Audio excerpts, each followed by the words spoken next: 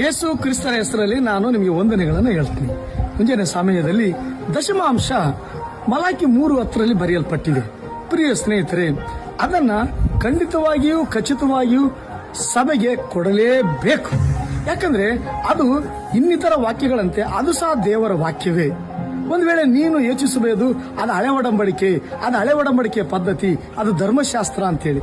ನೀನು ನಂಬಿರುವ ನಿನ್ನ ದೇವರಾದ ಯೇಸು ಕ್ರಿಸ್ತರು ಹೇಳಿದರೆ ನಾನು ಧರ್ಮಶಾಸ್ತ್ರವನ್ನು ನೆರವೇರಿಸುವುದಕ್ಕೆ ಬಂದಿದ್ದೀನಿ ಅಂತ ಹೇಳ್ತಾರೆ.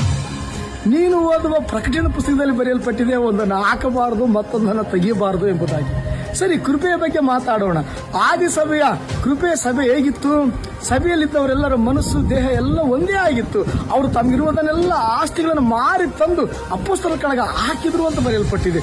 ಅವರು ಸರ್ವಸ್ವವನ್ನ ಎಲ್ಲವನ್ನ ತ್ಯಾಗ ಮಾಡಿ ಸೇವೆ ಮಾಡಿದ್ರು ಅಂತ ಐತೆ. ಕೊಡುವಂಥದ್ದು ಆ ಕೃಪೆ ಅಂತಕ್ಕಂಥದ್ದು ಆ ವಿಧ. ಮತ್ತೆ ನೀನು ಧರ್ಮಶಾಸ್ತ್ರನೋ ಕೃಪೆನೋ? ಧರ್ಮಶಾಸ್ತ್ರನೋ ಕೃಪೆನೋ? ನಾನು ಯೋಚಿಸ್ತೀನಿ ಅಥವಾ ನಾನು ನಿನ್ನ ಬಗ್ಗೆ ಕೇಳ್ತೀನಿ.